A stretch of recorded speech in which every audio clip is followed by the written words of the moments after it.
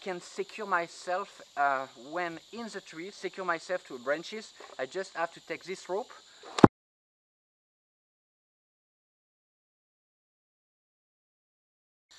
Hello everyone, usually I make video in French, but from now all my video about paramotor will be in English. And today I will try to answer all your comments about the safety aspect of flying over the forest. First of all, if you are a paramotor pilot and you do fly for fun, please don't fly over the forest. You must always have an exit to land in case of engine failure. Here in Borneo, we use paramotor to do protection of the forest. It's one way for us to monitor the forest to detect any illegal activity such as illegal logging or a palm oil company around the reserve making access to the forest to take out the logs. So paramotor is part of our job, and it's why we are taking the risk to fly over the forest. But we do not improvise. We make ourselves ready for that kind of patrol. So again, remember, it's part of our job, and if you do fly for fun, please don't fly over the forest.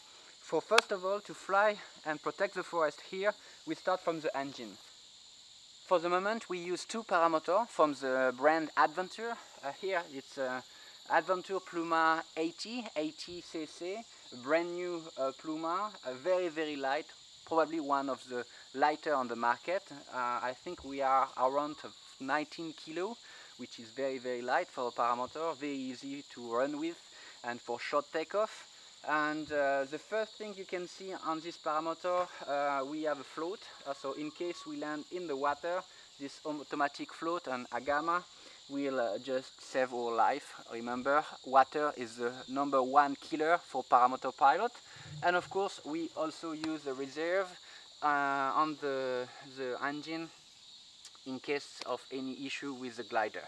But of course, when we do the patrol over the forest, we always fly with a very good weather. But to make ourselves ready to fly over the forest and to make ourselves ready in case of trouble, most of the thing is on me. First of all, I have a radio to be in touch with the air traffic control. We have a very small airport here in Borneo, around 20 miles from here. And so we communicate with them and tell them our position over the forest. The second radio allows me to be in touch with my staff on the ground, because as we do the paramotor patrol from the sky, we also have a team on the ground using horses to protect the forest, and I'm in touch with them. Again, if I detect anything from the sky, they can go there and take action. But also, if I have an engine failure, I can ask for their help. And also, of course, GPS, not a very strange things to have. Any paramotor pilot will use one. But I have also a satellite phone with me. Again, you don't have cellular network everywhere in the jungle of Borneo, so I have a satellite phone with me, and every pilot doing that kind of patrol at Kalaweit use a satellite phone. But as you can see, and I wear a climbing harness, so if I fly and suddenly I have an engine failure and I have to land in a tree, I can secure myself when in the tree, secure myself to branches. I just have to take this rope and do that, and I can secure myself to a branch into the tree. And as you can see, the rope is already connected to my harness, so very simple thing to have and very helpful to secure myself in the tree, waiting for the team to rescue me. And also, when the team arrived, of course it will be tricky for them to send me a long rope to help me to get down, as the tree here can be like 60 meters high. You can see this tree, it gives you an example, 60 meters high. So the way they will send me the big rope is because I have a small line with me, and I just have to send the small line down. They will attach a bigger rope. I will take the big rope to the top of the tree, and we will do that a second time to at the end be able to have that kind of size of rope to the top of the tree. and I will be able to get down. This is very important, and me and the 3 other pilots at Kalaweit also have a formation of climbing, so we are all used to climb tree. Easy is that kind of situation, but also remember at the beginning we are an organization saving primate, so it's always good to be able to get up into the tree. Also on me I have a knife, very important. If I get stuck in the line, it can be in the tree, can be in the water, so that kind of knife, the line just have to get in and very easy to cut it off. So very important, always have a knife on us in that kind of situation. Also, the vest you can see, it's a bulletproof vest. I have a metal plate in the front protecting my chest. If I have to land into the tree, it protects my chest from branches and protect from injuries, and also very important. And also when you are set, all the equipment on you, the paramotor is ready to fly. What is very important is the discipline with a very strict flight plan.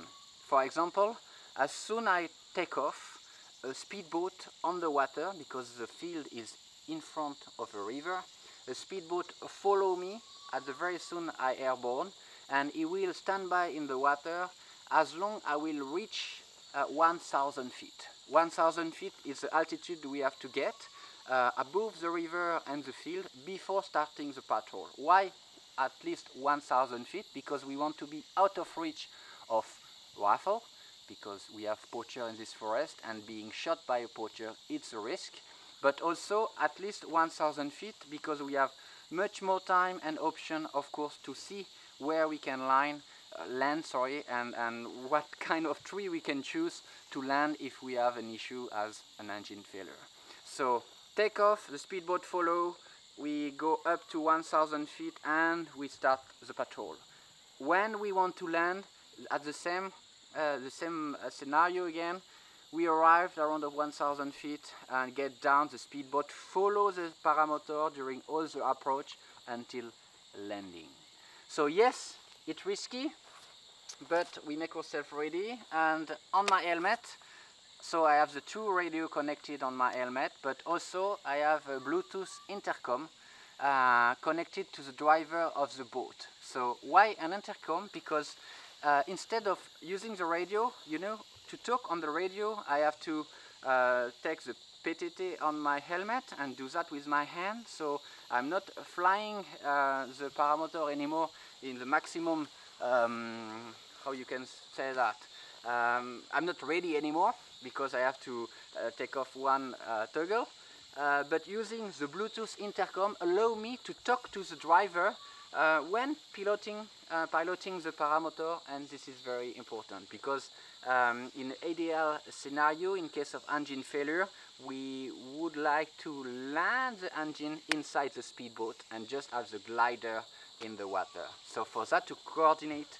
the action of the boat and the paramotor, it's very important that we can talk and without taking out our hands from the toggle. So it's why we use 2 radio and an intercom to be in touch with the speedboat.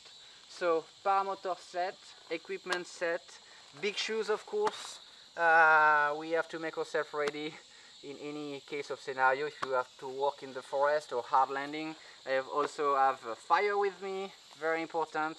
And then we are set to take off and protect the forest. Again, remember, flying over the forest is part of our job because all this forest is home for a very rich biodiversity.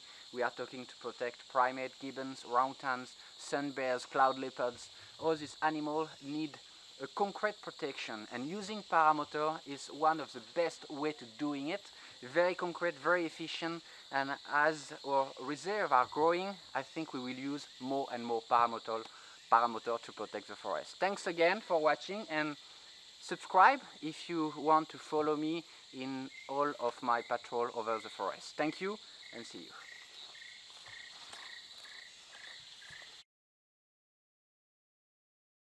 Abonnez-vous à cette chaîne et n'oubliez pas de cliquer sur la petite cloche pour recevoir toutes les notifications et ne rater aucune vidéo.